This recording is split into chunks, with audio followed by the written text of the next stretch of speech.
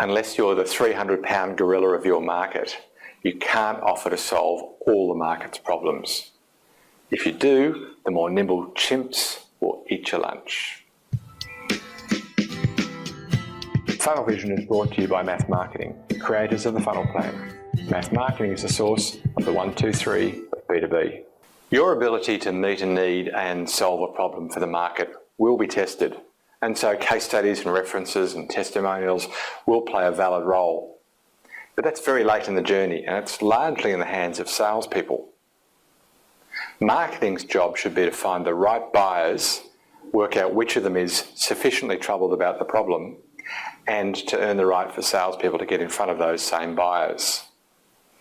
But not all problems will serve you well. Some problems will actually be better solved by your competitors than by you. So marketing and sales together need to agree what problem to focus on. And I'm going to show you how to choose the best problem between marketing and sales right now.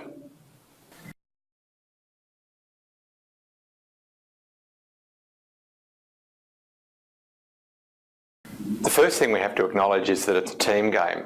If sales and marketing have a different concept of what the problem should be, the problem that we most want to focus on in the market, it's not such a good thing. Sales is talking about a different thing to what marketing's talking about.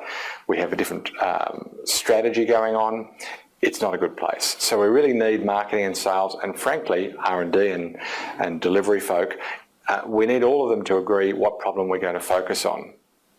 Out of all of the options that we might consider, we need to think about strength and attractiveness differently. Let me frame it up this way.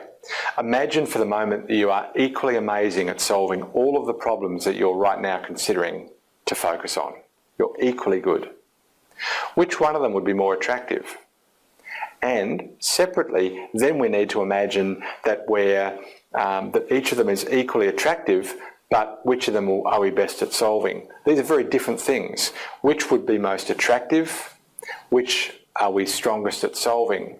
In a perfect world, we're going to choose a problem that's adequately attractive and we're adequately strong at. But why only one problem? Your salespeople, when they get face-to-face with a prospective customer, they'll honour the uniqueness of that customer's problems. But which kinds of customers faced with which kinds of problems would you ideally want those salespeople in front of in the first place? Because each problem has a different set of buyers most likely to be troubled by it. Each problem has a different solution that would fully solve it. Each problem has a different channel best able to uncover and discuss that problem. And frankly, each problem has a different set of competitors or other ways to solve the problem. In other words, every problem has a different strategy. If you're a big company, then you can probably afford to have multiple strategies at play at any one point in time. But even then, at a plan level, the plan is to deliver the strategy. So for each strategy, you're going to have a plan. So whether you're a large company with many strategies, each with their own plan, or you're a smaller company where you can afford only one strategy executed really well, at a plan level, you still need to have a plan to execute one strategy. One strategy means one problem. Marketing, sales, R&D, operations, they all need to agree the one problem that you're going to focus on. Shortly, I'll show you how to do this in Funnel Plan, but before that, I'm going to do two things. I'm going to share with you my conclusions, and I'm going to invite you to receive other blogs like this. Let's get to the conclusion first. Start by considering all the factors that make each of the problems attractive. In the 3-day funnel camp, we have a bit of time to wrestle this, and so we look at 5 factors. We look at, for each problem that we're considering, we look at how big is that problem for the overall market? Are there lots of businesses? Is it a deep pain that they'd pay a lot of money for? So the size of the prize, if you like. We look at growth, we look at concentration of competition, we look at profitability, and we look at barriers to entry to determine whether that problem is going to be a protected one where it's really hard to learn how to solve that problem. In the shorter Funnel Mastery workshop, that's just a 1-day workshop, we have a little less time, and so we look just at the issue of pain. Which of those problems cause the most pain for the market? Either way, we're looking at, for each of the problems we're considering focusing on, how attractive would they be if we chose to focus on them. Secondly, we want to look at how good we are at solving each of those problems today. I know that in time you can become great at everything, but how good are you at each of those problems right now? Again, in the funnel camp, we've got 3 days, so we look at 5 factors. We look at how often you've solved the problem before, how much sort of share of the troubled market have you already earned. We look at your USP, the unique selling proposition. How good are you at solving each of those problems? Maybe I'm a little better at solving this problem than this problem. Thirdly, we look at whether the market recognises that unique strength. Fourthly, we look at our cost advantages. Do we have a cost advantage at solving one problem over another? And finally, we look at references. Together they make up strength factors. In the one-day funnel mastery workshop, where we have a little less time, we look just at the overall notion of strength rather than breaking it down that way. Either way, we're trying to determine how good are we today at solving each of those problems. Based then on the attractiveness and our strength, we now want to make a decision between those options and to choose the one that would reward us most richly if we chose to focus on it. Avoid the temptation to look for an aggregated problem. You know, lots of commas and lots of ands does not a good problem make. We want a single problem that's tight, clear, definable, troubling, and memorable, that we can own in the market. A broad encompassing problem is very hard to own. Get your team together, debate each of those factors, however granularly you're going to have that debate, make a decision, and then commit. Choosing the third best option, but absolutely committing to it, is far better than choosing the best option and not committing fully. That's why you need everybody together. Assess each of those strength and attractiveness factors, then choose and commit. And by the way, don't let the numbers make the decision for you. The numbers or the assessments are there to inform your judgment. If we're going to rely on the science to make our decisions for us, the science had better be perfect. It's not. It's really good science, but it's not perfect. In the end, your managers, you have to make a debate, discussion, decision, commitment. Well, if you enjoyed this blog, then likely you'll enjoy others. If you haven't already, can I invite you to subscribe to receive this blog?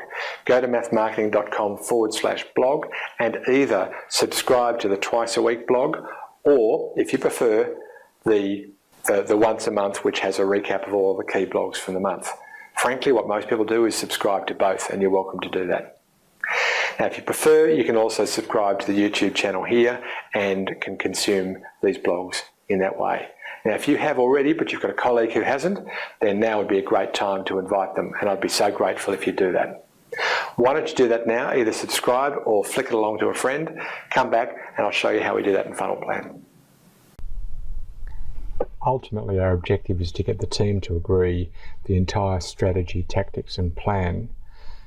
Today's focus is around the problem that underpins all of that. Let's focus then on the problem choice and how we make that in the funnel plan. Log into funnel plan, choose the right plan. I'm going to log into my videos funnel plan. I hope you're loving the new user interface, by the way. We've been working very hard on your behalf. Go into the blogging video. And the section that I'm focused on right now is problem choice. So now that I've opened plans up, of course I can produce a PDF of the plan, take a look at the objectives. Today I want to look at the problem. We've already gone into list problems. We did that last week. So last week we took a look at how you identify problems and how you create some basic input or some basic analysis to select which problems are most worthy of focus. Once you've done that, and let's say that I've perhaps chosen, based on that initial analysis, not to focus on a couple of these. I'm going to leave the other fours for analysis. If I go to rate problems, this is where I can capture the inputs from multiple users. Now, I've already set this up. We've got Hugh as one of those users and another clever name as a second user. Now, of course, we can delete users. We can add users in to provide feedback. And the beauty of this is that by capturing the input from multiple users, you can reflect the aggregate view of the team. So let's put a new user in. And for that new user, we can now put in what we think what that user, thinks the size of each of the opportunities is relative to each other. They can put in how attractive they believe each of those problems would be as a focus area. This one's not so attractive, and the next one perhaps a little more attractive. And they can assess the strength, your strength, at solving each of those problems. Now, when we take a look at the problem choice, choose a problem, what this form will do is it'll take as much input as you've given it. If you haven't done that ratings, so that is again problems I went to list, rate and choose. If you've not done ratings, then the values it's going to show here will only be from the list problem section where we have those simple sliders. Let me show you again. We have these simple sliders, but if you give it more information, it's going to take the ratings information and consider that to be a little bit more robust, a little bit more complete. So in this choose a problem section, what you see displayed here will be the values that reflect the aggregate input from the team on size, attractiveness and strength. Based on that, I choose a problem from the above. It's not always going to be the very first problem that you mention. It might end up being perhaps the second best problem for some reasons that the analysis didn't show, but later debate flushed out. So choose a problem and then make any notes that you need to remember how it is that you arrived at that decision, so that you can capture that for posterity. So that's it. We've created a list of problems, we've rated them, and then we've captured multiple users' input on that rating so that we can choose the best problem. Chosen it, captured our reasons why. At any point during that cycle, don't forget to use the help. You bring it out simply by clicking on the arrow, and you'll notice that the Help Center is giving you context-sensitive help. It's going to give you different help based on what you hover over. So make sure to use that Help Center to remind yourself what's meant by each of these functions. Then we produce the PDF. Here's our funnel plan with those inputs from the users.